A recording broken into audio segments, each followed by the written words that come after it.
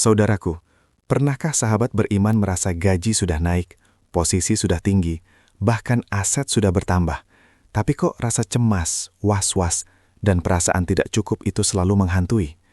Kita kejar dunia sampai lupa istirahat, banting tulang siang dan malam. Tapi kenapa hati ini terasa hampa dan seperti ada yang hilang? Ini seperti minum air laut, semakin diminum semakin haus. Hati-hati, mungkin ada yang salah dengan cara kita memandang rezeki. Ini bukan lagi soal kuantitas sahabat, tapi soal kualitas ilahi yang Allah berikan, yang kita sebut sebagai barokah. Mari kita bedah tuntas, apa itu rezeki berkah, dan mengapa ia jauh lebih berharga daripada tumpukan harta yang tak terhitung jumlahnya, yang justru seringkali membawa beban dan kecemasan. Assalamualaikum warahmatullahi wabarakatuh. Alhamdulillah, sebuah kehormatan bagi saya bisa menyapa sahabat beriman sekalian, para pencari ketenangan jiwa dan keberkahan hidup. Kita hidup di zaman yang serba cepat, di mana standar kesuksesan seringkali diukur dari tebalnya dompet, mewahnya kendaraan, atau megahnya rumah. Pandangan duniawi ini memaksa kita untuk terus berlari kencang mengejar angka yang tak pernah ada habisnya. Namun, izinkan saya bertanya dengan jujur, apakah sahabat benar-benar merasa tenang dan cukup di tengah hiruk-pikuk pengejaran duniawi itu? Topik kita kali ini sangat mendalam. Rezeki sedikit tapi berkah. Mengapa ia jauh lebih baik? Dan bagaimana Allah memberikan ketenangan yang tidak bisa dibeli dengan uang sepeser pun? Mari kita buka hati dan dengarkan bisikan hikmah ilahi tentang makna sejati al-barokah dalam hidup. Keberkahan sahabatku bukanlah sekadar tambahan jumlah, melainkan penambahan manfaat yang tak terhingga nilainya, yang hanya bisa dirasakan oleh hati yang bersih. Coba renungkan, rezeki yang berkah itu adalah ketika harta yang sedikit mampu mencukupi kebutuhan, menjauhkan kita dari lilitan utang yang mencekik, dan yang paling penting, mampu mendekatkan kita kepada Allah Subhanahu wa Ta'ala. Berbeda dengan harta banyak tapi tanpa berkah, yang justru hanya mendatangkan masalah, pertengkaran keluarga, penyakit hati seperti sombong dan iri, serta membuat kita lalai dari kewajiban sholat dan zikir. Jadi, berkah itu adalah rasa cukup di dalam hati, bukan jumlah nol di dalam rekening bank. Dalam Kitabullah dan Sunnah Rasulullah SAW, kita diajarkan bahwa rezeki yang baik itu bukan dinilai dari berapa banyak yang kita dapatkan, melainkan bagaimana rezeki itu digunakan di jalan yang lurus. Ketika rezeki kita berkah, nilai 1 juta rupiah bisa terasa manfaatnya seperti 10 juta rupiah. Karena dengan uang itu, kita bisa membayar kebutuhan, bersedekah tanpa terasa berat, dan hati kita terhindar dari sifat serakah. Sementara itu, jika rezeki tanpa berkah, maka 100 juta rupiah bisa habis dalam sekejap tanpa meninggalkan manfaat spiritual yang berarti, bahkan mungkin hanya meninggalkan tagihan dan penyesalan. Mari kita telaah dampak emosional dari mengejar rezeki tanpa keberkahan. Ketika kita hanya fokus pada kuantitas, kita akan selalu merasa kurang. Ini adalah jebakan kapitalisme dan hawa nafsu yang menyesatkan. Kita melihat orang lain, membandingkan pencapaian materi, dan akhirnya tenggelam dalam rasa iri dan dengki, yang justru mengikis keimanan kita sedikit demi sedikit. Jiwa kita menjadi gelisah, tidur tidak nyenyak, dan hubungan dengan keluarga pun merenggang, karena fokus hanya tertuju pada pekerjaan dan target finansial yang tidak pernah ada titik puasnya. Lantas, bagaimana cara kita mengukur rezeki yang berkah? Ukurannya sangat sederhana, yaitu rasa qanaah atau rasa cukup yang menenangkan. Qanaah adalah mahkota kemuliaan bagi seorang mukmin. Ketika kita memiliki qanaah, hati kita akan dipenuhi rasa syukur yang mendalam atas segala karunia Allah, seberapapun kecilnya. Orang yang qanaah tidak akan mudah mengeluh, tidak akan mudah iri, dan ia akan selalu melihat ke bawah dalam urusan dunia, namun melihat ke atas dalam urusan ibadah. Inilah kekayaan sejati yang Rasulullah ajarkan kepada kita, kekayaan hati. Qanaah bukan berarti pasrah tanpa usaha, sahabatku.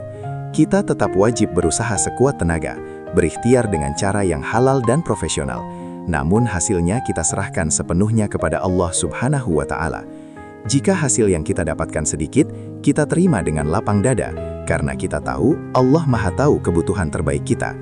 Jika hasil yang didapatkan banyak, kita bersyukur dan segera menyalurkannya melalui sedekah dan zakat, agar keberkahannya tidak menguap begitu saja. Inilah filosofi hidup seorang mukmin sejati, bekerja keras, berserah diri, dan bersyukur tanpa henti. Lihatlah betapa banyak orang kaya raya yang justru hidupnya penuh masalah, rumah tangga berantakan, dan kesehatan terganggu akibat stres pekerjaan. Hartanya melimpah, tapi keberkahan hidupnya minim. Mereka lupa bahwa rezeki yang paling utama itu adalah kesehatan yang prima, keluarga yang harmonis, dan waktu luang untuk beribadah. Rezeki berkah justru memastikan bahwa 3 pilar utama ini tetap tegak, bahkan jika uang di dompet kita tidak setebal milik tetangga. Kesehatan yang berkah membuat kita kuat beribadah, dan keluarga yang berkah adalah surga kita di dunia. Kunci utama untuk menarik keberkahan adalah menjamin bahwa sumber rezeki kita harus 100% halal dan thoyyib. Rezeki yang haram, meskipun banyak, ibarat api yang membakar keberkahan. Ia akan menghapus pahala ibadah, mengeraskan hati, dan membuat doa kita sulit diijabah. Jamaah sekalian, kita harus sangat berhati-hati dalam setiap transaksi. Jangan sampai kita mengambil hak orang lain, melakukan riba, atau mencari keuntungan dengan cara yang curang. Lebih baik sedikit tapi halal, daripada banyak tapi bercampur dengan kotoran syubhat atau haram. Lalu bagaimana peran sholat dan zikir dalam menjaga keberkahan rezeki? Sholat adalah tiang agama dan juga penjamin rezeki. Ketika kita menjaga sholat 5 waktu tepat pada waktunya, Allah akan menjaga urusan rezeki kita. Zikir, terutama istighfar dan sholawat, berfungsi sebagai magnet spiritual yang menarik rahmat dan keberkahan. Rasulullah SAW bersabda bahwa memperbanyak istighfar adalah jalan keluar dari setiap kesempitan dan jalan datangnya rezeki dari arah yang tak disangka-sangka. Investasi akhirat adalah fokus yang harus kita utamakan di atas investasi duniawi. Rezeki berkah akan memudahkan kita dalam beramal soleh. Misalnya, dengan rezeki yang berkah, kita jadi ringan tangan bersedekah, bahkan dengan nominal kecil sekalipun. Sedekah tidak akan mengurangi harta, sahabatku. Justru sedekah adalah cara tercepat untuk melipat gandakan keberkahan rezeki kita di dunia, dan sebagai tabungan abadi di akhirat kelak. Bukankah janji Allah itu pasti, bahwa setiap kebaikan akan dibalas berlipat ganda? Mari kita lihat contoh nyata dari sejarah para sahabat Nabi. Mereka mungkin tidak selalu hidup mewah, tetapi hati mereka kaya dengan keimanan dan kepuasan. Umar bin Khattab radhiyallahu anhu, yang merupakan pemimpin kekhilafahan yang sangat luas, hidup sederhana. Keberkahan dalam harta yang ia miliki justru memudahkannya untuk mengurus umat dan berjuang di jalan Allah. Kunci keberkahan mereka adalah prioritas, dunia di tangan, akhirat di hati. Saudaraku, mari kita ubah paradigma kita mulai hari ini. Jangan lagi membandingkan apa yang kita miliki dengan apa yang orang lain pamerkan di media sosial. Fokuskan energi kita pada peningkatan kualitas ibadah dan kualitas keikhlasan kita dalam mencari nafkah. Ketika niat kita lurus, yaitu mencari rezeki hanya untuk bekal ibadah dan menafkahi keluarga secara halal, maka keberkahan akan menyertai langkah kita, meski hasilnya terlihat kecil di mata manusia. Salah satu tanda rezeki kita berkah adalah kemudahan dalam beramal soleh dan berbakti kepada orang tua. Uang yang berkah akan mengalir pada hal-hal yang baik. Tiba-tiba saja kita termotivasi untuk menjenguk orang sakit, membantu tetangga yang kesusahan, atau membiayai pendidikan anak yatim.